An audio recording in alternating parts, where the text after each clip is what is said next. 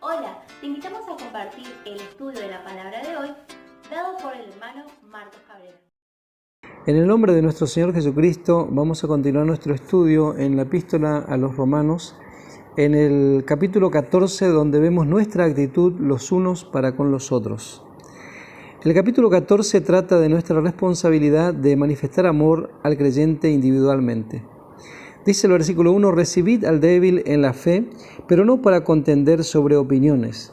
Contender del griego juzgar o emitir opinión judicial.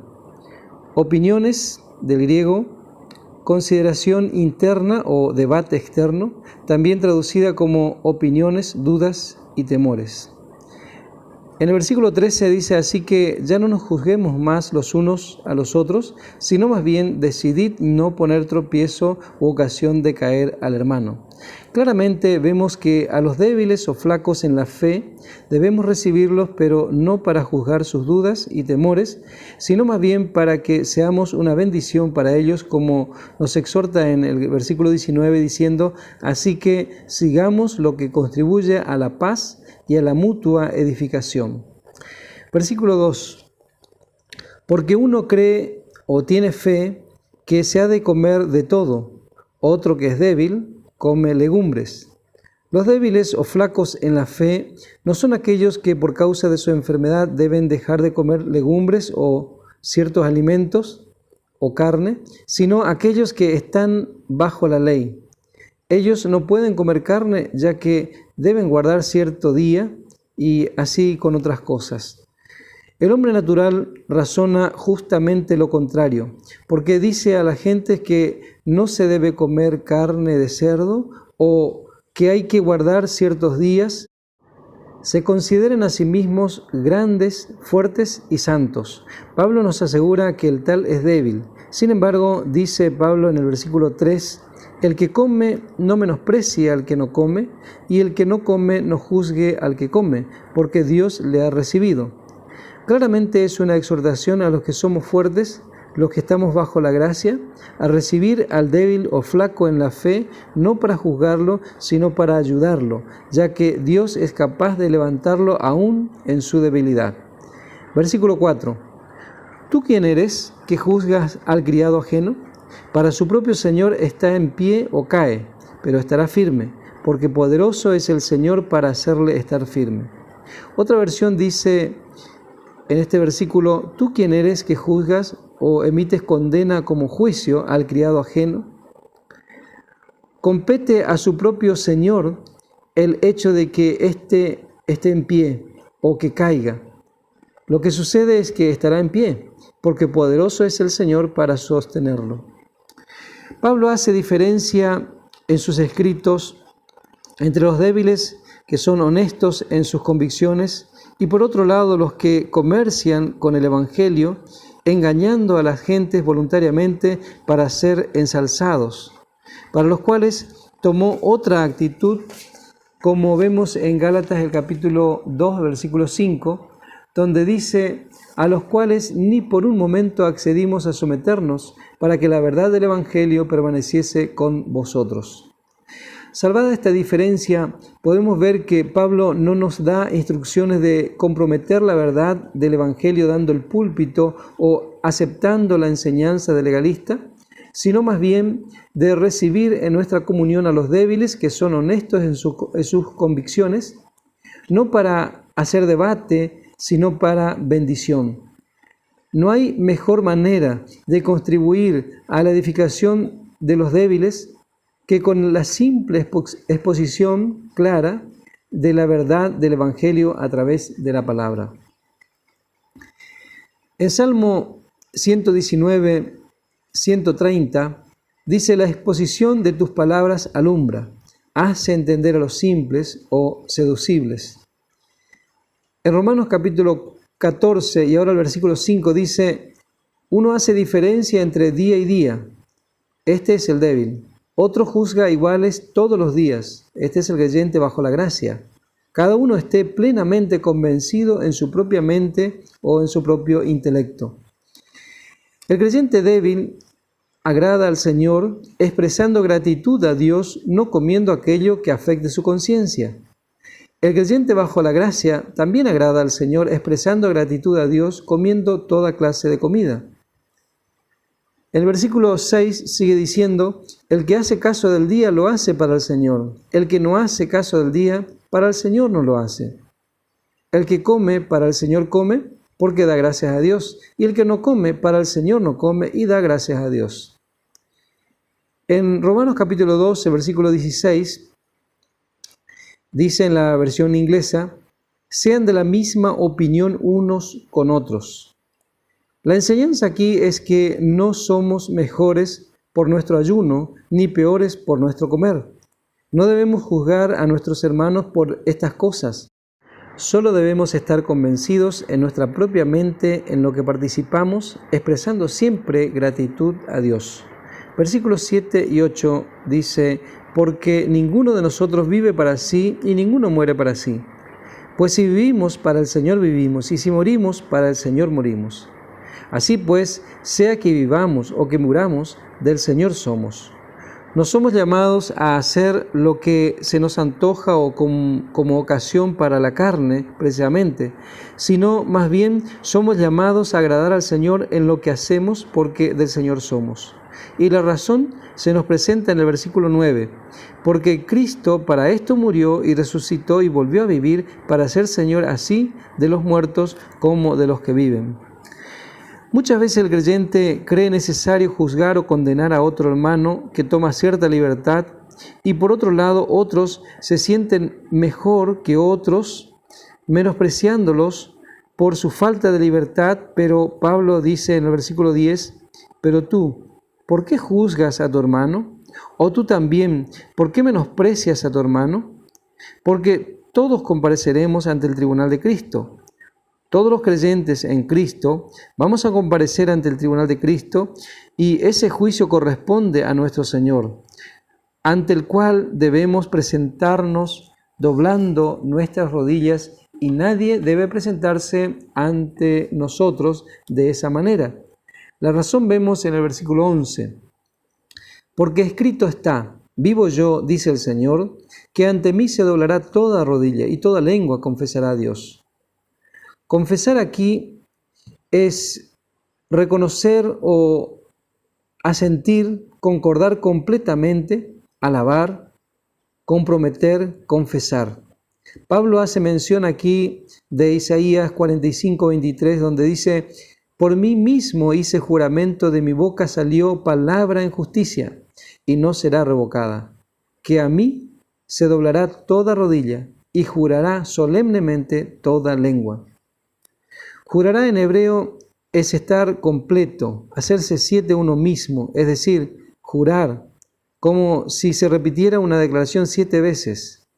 Jurar solemnemente, o como en el griego, asentir por completo.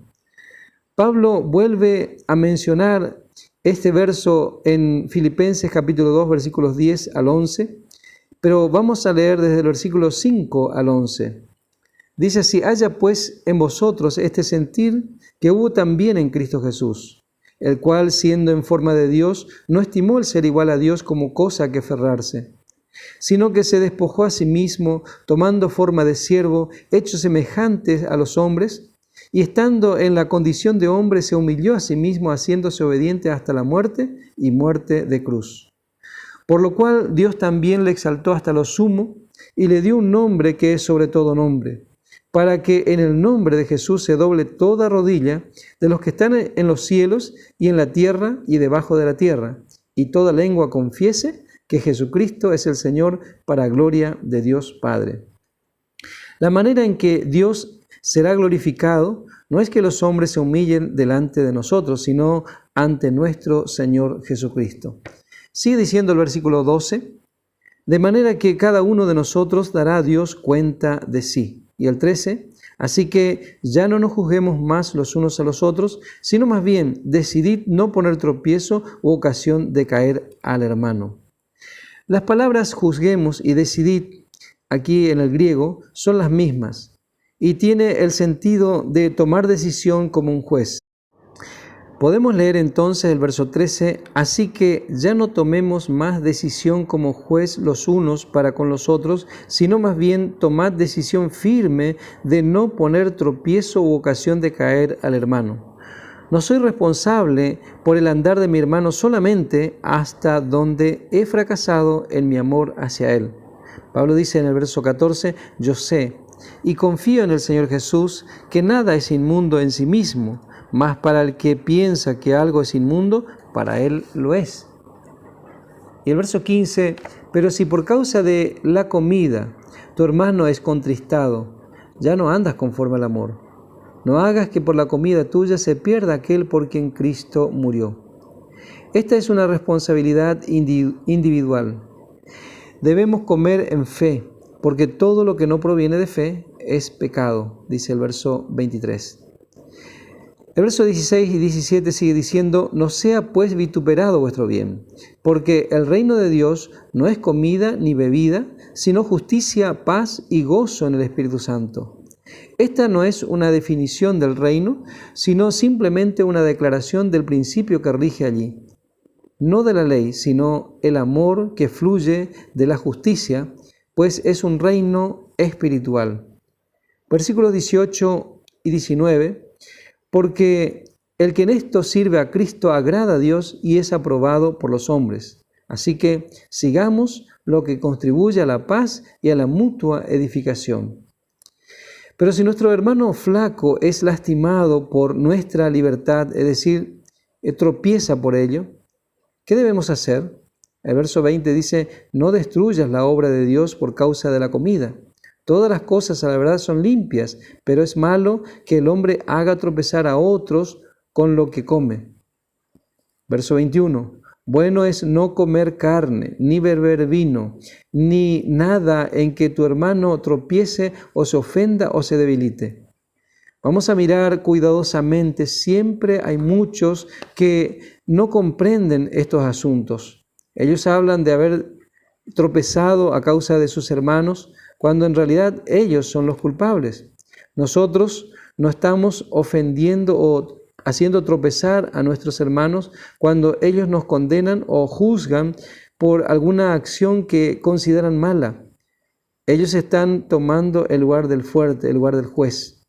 Cuando nuestro hermano, que es flaco, que es débil, nos imita a nosotros, que somos fuertes, y hace lo que hacemos, pero no en fe, provocamos un escándalo en su vida.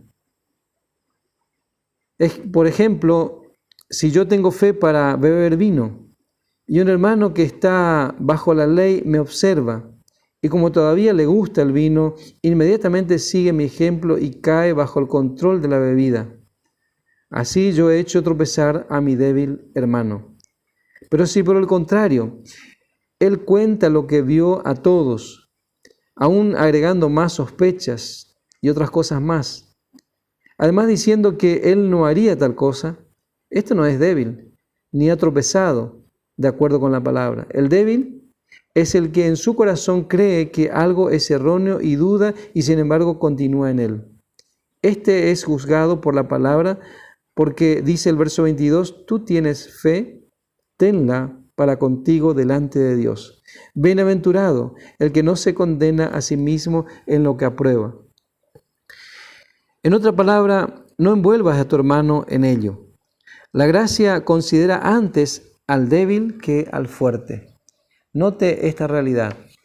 Al débil no se le exhorta a sobrellevar la flaqueza de los fuertes. Cristo mismo, como siempre, es el maravilloso ejemplo de esta condescendencia. Observe la gracia desplegada en su trato con sus discípulos, cuyas debilidades y falta de fe fueron sin duda una fuente de constante tristeza para él. Sí, él podía, y así lo hizo. Él hizo un puente para unir el gran golfo existente entre él y ellos. Con mayor razón nosotros debemos sobrellevar a aquellos cuyas flaquezas son comunes a nosotros. Dice el verso 23.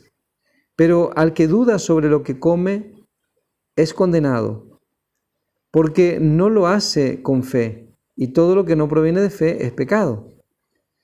El Señor nos enseña aquí que no debemos imponer nuestra fe sobre nuestro hermano, pues habrá los que son capaces de creer y esperar más grandes cosas que otros. A estos, Dios mismo les ha dado una mayor libertad. Ya no estamos bajo la ley. Por esto mismo no tengamos a nuestro hermano bajo la ley, ni lo juzguemos según la medida de nuestra limitada fe. En cuanto a experiencia, él puede estar en un grado superior, mientras que estamos nosotros en un grado inferior. Haríamos bien en prestar atención en tales casos a la regla que Pablo aplica aquí: bienaventurado el que no se condena a sí mismo en lo que aprueba, dice el verso 22. Pero está también el otro lado de la cuestión. No debemos jactarnos de nuestra libertad en Cristo. El conocimiento de esta verdad, si no va acompañada por el amor, solamente hincha. En 1 Corintios 8, el verso 1 dice: sabemos que todos tenemos conocimiento. El conocimiento envanece, pero el amor edifica. Si la paz y la unidad se manifiestan en nuestro medio, cosas que tal vez son hechas con limpia conciencia delante de Dios, para algunos serán ofensivas. Por lo tanto, más nos convendría ceder en algunas cosas, a no ser que en tales asuntos tengamos la guía directa del Señor. Y eso nunca debemos olvidar. En todas nuestras acciones debemos buscar la edificación del mayor número del pueblo de Dios. No se puede agradar a todos en todo tiempo, pero podemos buscar la edificación de algunos y agradar a Dios en todo tiempo. Es seguro que si así lo hacemos, seremos participantes de los sufrimientos de Cristo, porque está escrito: los vituperios de los que te vituperaban cayeron sobre mí, dice el verso 3 del capítulo 15. Porque ni aun Cristo se agradó a sí mismo. Antes bien, como está escrito, los vituperios de los que te vituperaban cayeron sobre mí. Es decir, la gente que no desea la voluntad de Dios se disgustará con nosotros, como sucedió con Cristo. Pero sus vituperios en realidad son solo contra Dios. Caen sobre nosotros por ser representantes suyos aquí en la tierra.